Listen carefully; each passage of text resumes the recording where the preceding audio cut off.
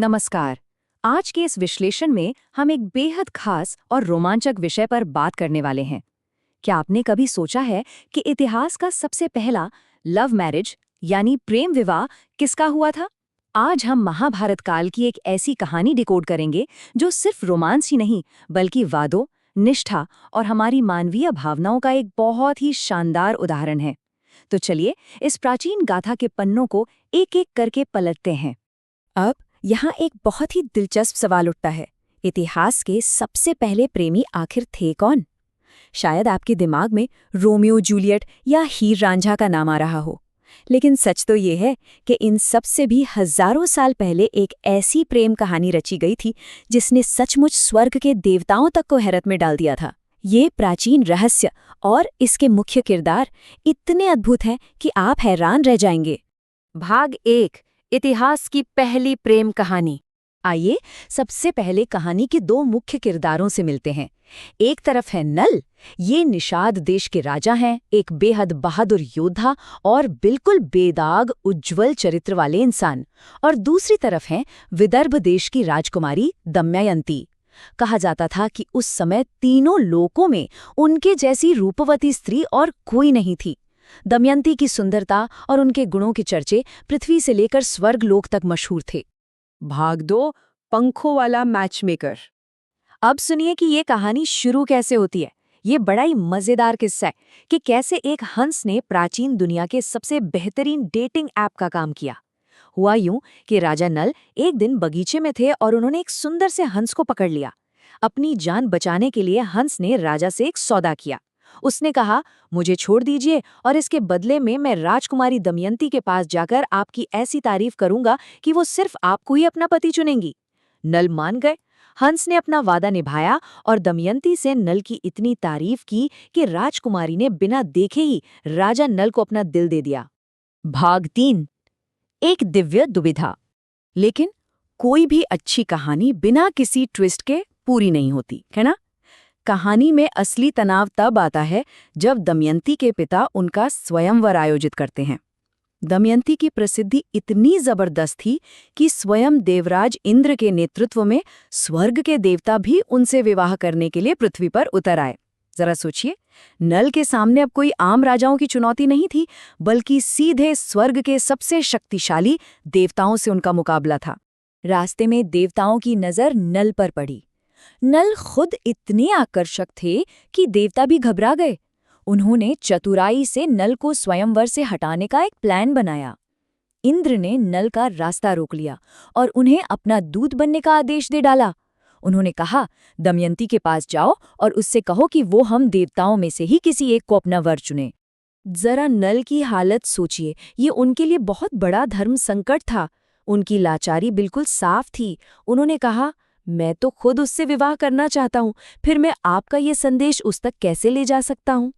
लेकिन नल तो अपनी मर्यादा और उसूलों के पक्के थे। उन्होंने इंद्र को दूत बनने का वचन दे दिया था और अब वो अपने ही शब्दों की बेड़ियों में बंध चुके थे। अपने वचन की लाज रखने के लिए नल रात के अंधेरे में छिपते छिपाते दमयंती के महल में पहुंचे। और पता है, ये इन दोनों की पहली मुलाकात थी। दोनों बस एक दूसरे को देखते रह गए। दमयंती तो खुशी से झूम उठी कि जिसे वो मन ही मन अपना मान चुकी है, वो आज उसके सामने खड़ा है। लेकिन नल को तो अपना कर्तव्य निभाना था। उन्हें बहुत ही भारी मन से देवताओं का वो कठोर संदेश दमयंती को सुनाना पड़ा। ये संदेश सुनकर दमयंती का अटूट प्यार और समर्पण उभर कर सामने आया। वो रोने लगी और उसने साफ साफ कसम खा ली कि अगर वो नल को अपने पति के रूप में नहीं पा सकी तो वो अपनी जान दे देगी। नल ने उन्हें समझाने की बहुत कोशिश की, लेकिन उनका ये सच्चा प्यार देखकर नल को खाली हाथ वापस देवताओं के पास लौटना पड़ा और उन्होंने पूरी ईमानदारी से बता दिया कि वो अपने काम में फेल हो गए हैं। भाग 4, स्वयंवर का मायाजाल। आखिरकार स्वयंवर का दिन आ गया। पृथ्वीलोक के तमाम राजाओं के साथ साथ स्वर्ग के देवता भी वहां मौजूद थे, लेकिन दमयंती की निगाहें तो सिर्फ और सिर्फ अपने नल को खोज रही थीं।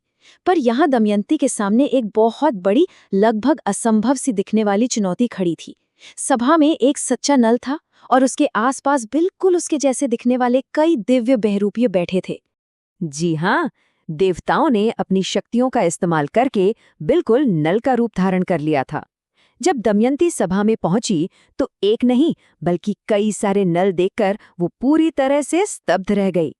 ये देवताओं का रचा हुआ एक बहुत ही चतुर मायाजाल था।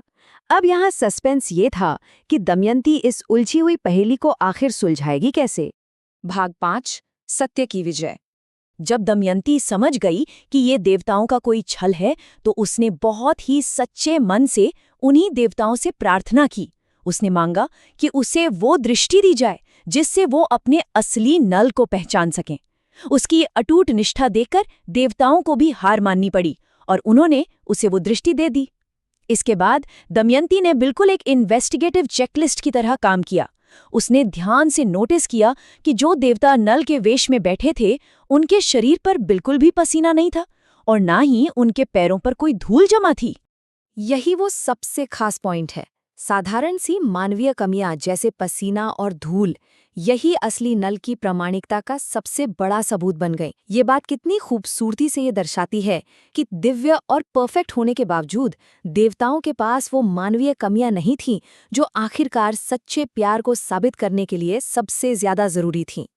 बस इन संसारिक लक्षणों को पहचानते ही दमयंती ने बिना किसी भी हिचकिचाहट के असली नल के गले में वरमाला डाल दी। देवताओं ने भी इस सच्चे प्रेम के आगे सिर झुकाया और उन्हें अपना आशीर्वाद दिया, और इस तरह इतिहास का सबसे पहला दर्ज प्रेम विवाह संपन्न हुआ, जहां प्यार और सच्चाई के सामने देवताओं का मायाजाल भी फीका पड़ गया। तो इस विश्लेषण के आखिर में एक बात गहराई से सोचने वाली है।